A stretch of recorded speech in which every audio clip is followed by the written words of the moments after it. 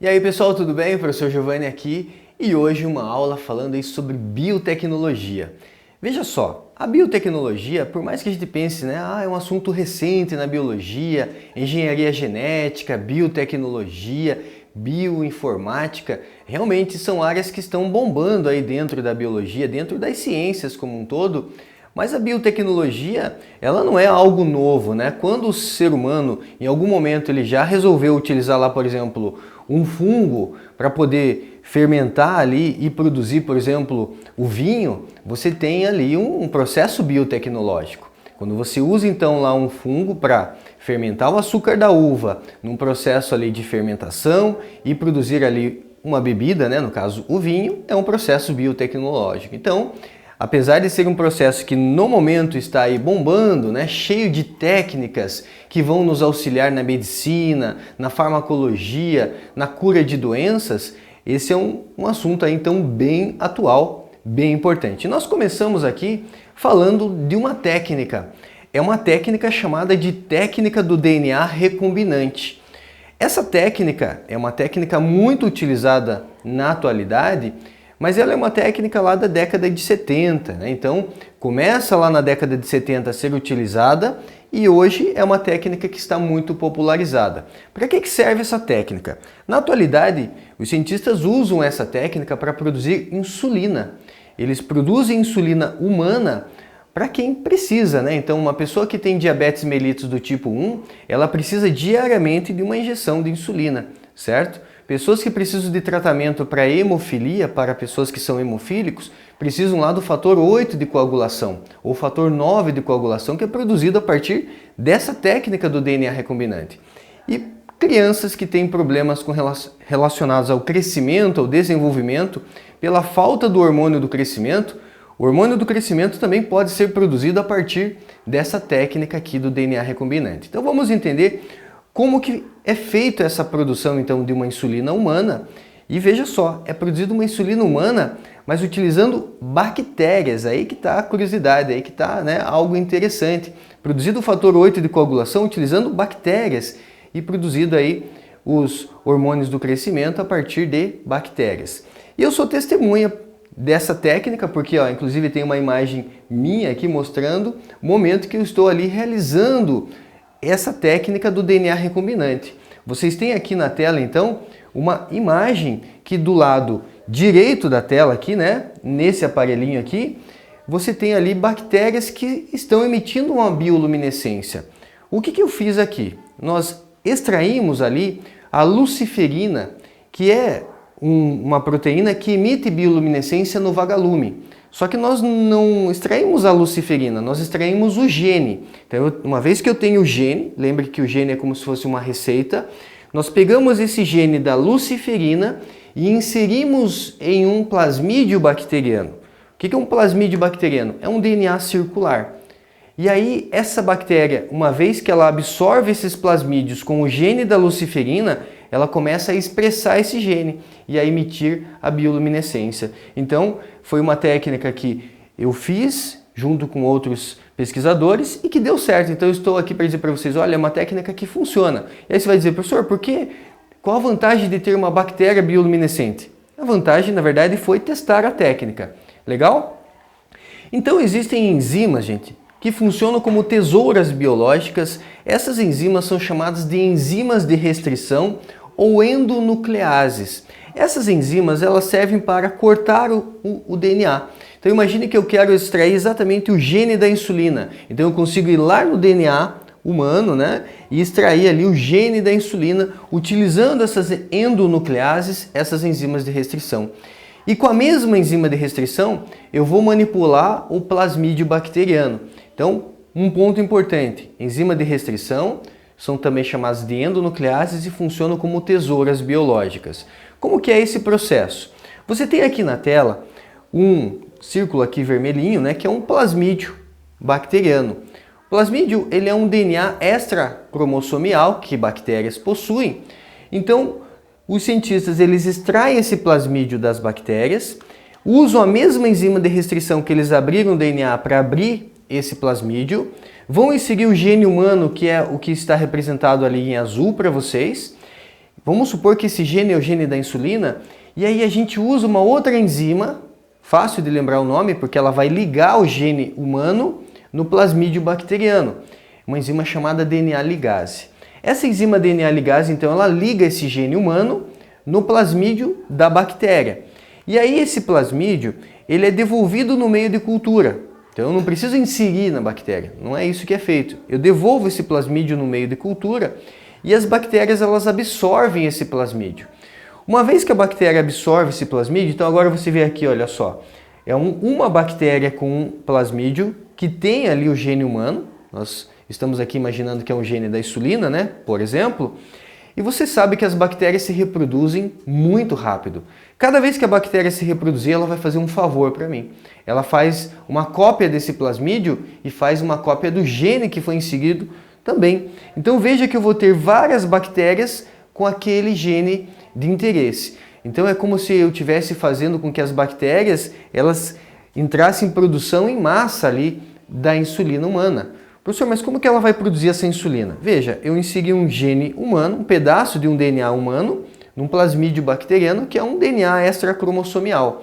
Quando a bactéria lê esse gene, talvez ela vai ter a seguinte sensação, mas o que será esse gene? Ah, não sei, melhor produzir. Então ela vai começar a produzir insulina.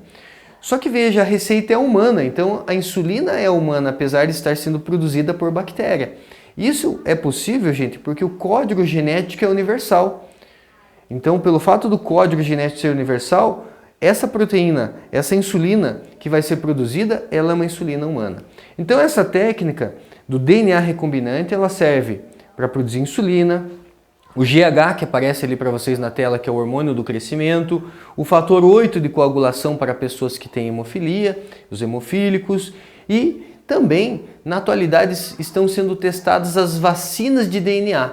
Vacinas de DNA, aí através da produção dessas vacinas, através dessa técnica do DNA recombinante. Beleza? Lembrando que essas vacinas ainda estão em fase de testes, vacinas de DNA ou vacinas de RNA. Uma outra técnica interessante dentro desse assunto biotecnologia é chamado de PCR, reação em cadeia da polimerase, né? Então, reação em cadeia da polimerase. Para que serve essa técnica, professor?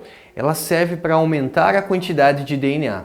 Imagine que você tem uma amostra de DNA, talvez na cena de um crime, um corpo carbonizado e de repente você tem ali uma pequena amostra de DNA para tentar reconhecer o corpo ou tentar reconhecer algum agressor. O que você faz? Você pode aumentar, você pode clonar essa amostra de DNA usando a técnica do PCR. Essa técnica, então, ela pode aumentar essa amostra de DNA muitas vezes. Só para você ter ideia, em 2 horas eu consigo aumentar em mais de 1 milhão de vezes essa amostra de DNA. Professor, como que é feito? Primeiro você tem lá então o DNA. DNA ele é dupla fita. Você aumenta a temperatura da amostra. Uma vez que você aumenta a temperatura da amostra, esse DNA que é dupla fita, ele vai abrir. Ele vai abrir por conta do aumento da temperatura. A gente diz que o DNA ele desnatura. Então ele desnatura abrindo essas fitas. Então desnatura e separa as duas cadeias de DNA. Uma vez que eu separo as duas cadeias, eu vou inserir ali alguns ingredientes. Então a gente usa um primer e ao mesmo tempo uma enzima que vai escrever nova fita de DNA. Então a gente tem aqui uma enzima que é uma enzima Taq polimerase, você pode até anotar o nome dessa enzima, Taq polimerase.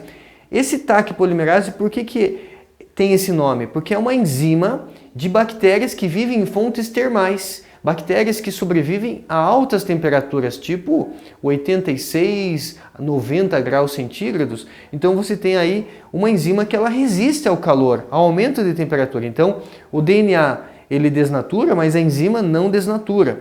Então, Taq polimerase, esse T aqui é de termos aquáticos, que são essas bactérias de fontes termais. Termos aquáticos, bactérias que resistem a alta temperatura.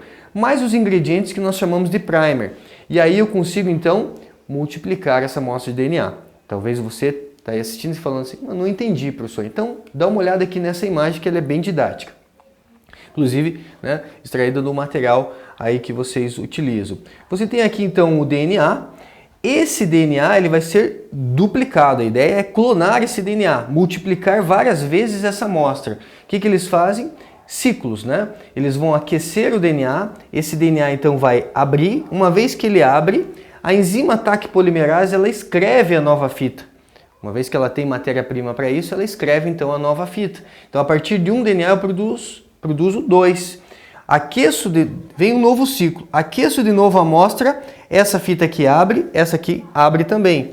Uma vez que ela abre, a TAC polimerase vai escrever uma nova fita, e a partir de 2 DNAs eu produzo 4. De 4 produzo 8, 8, 16, então consigo multiplicar muito rápido essa amostra. Senhor, como que é feito isso? Então olha só, aqui também são imagens que eu acabei tirando aí durante pesquisa. Você tem aqui parece um tubinho de caneta, só que ele tem uma tampinha, é chamado Eppendorf. Então você coloca tudo que você precisa aqui, a amostra de DNA, o primer, que são os ingredientes para você escrever nova fita, e a enzima, a TAC polimerase. E você tem aqui os pocinhos, essa máquina aqui é uma máquina chamada ciclador.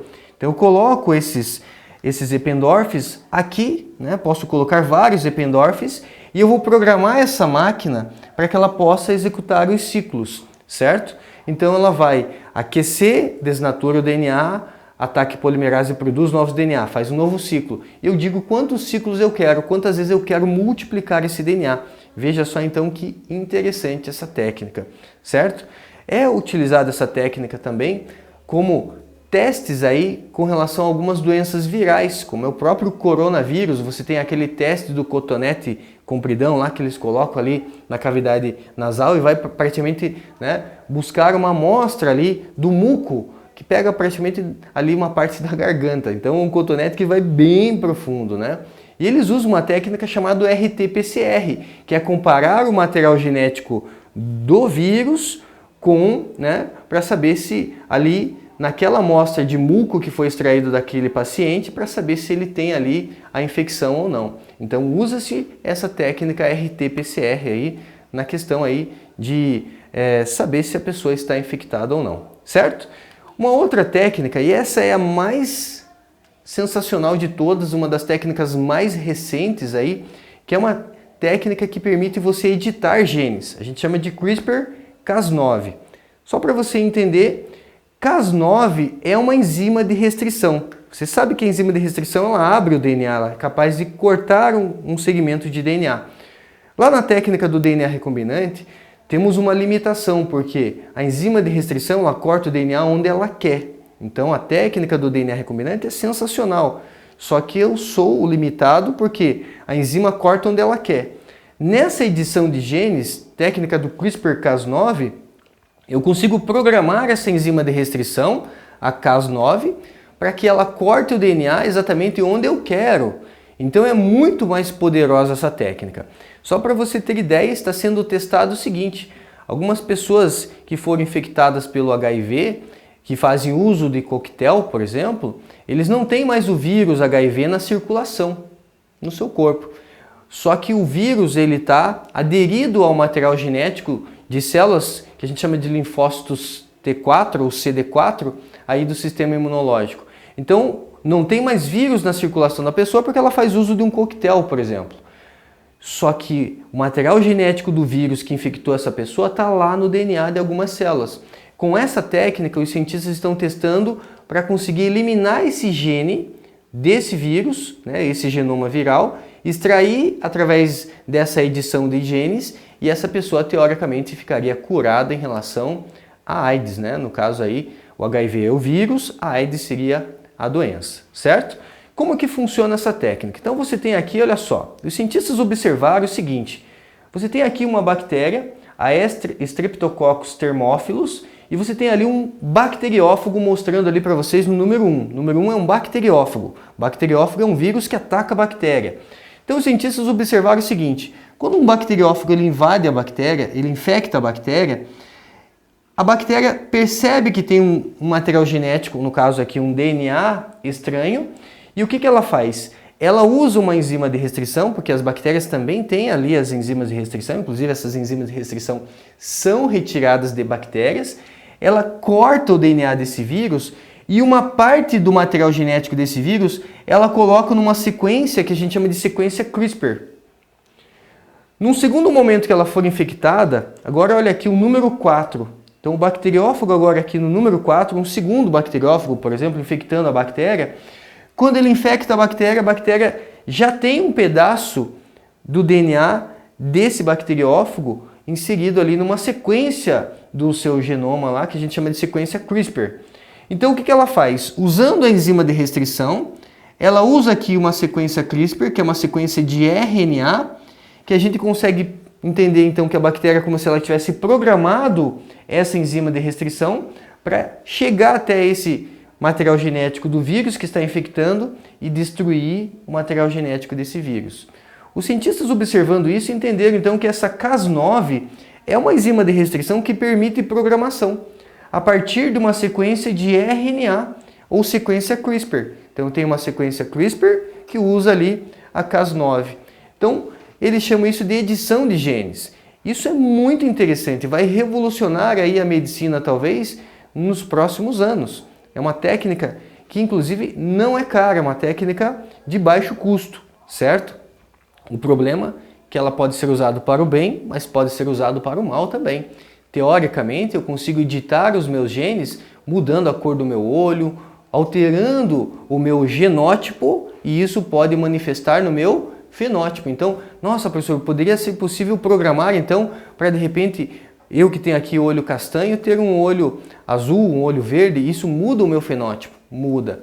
Isso, né, se você pensar na indústria de crimes, pode ser muito perigoso, né? Um criminoso poder mudar o seu fenótipo, mudar a sua aparência a partir de uma mudança genética é algo perigoso, certo?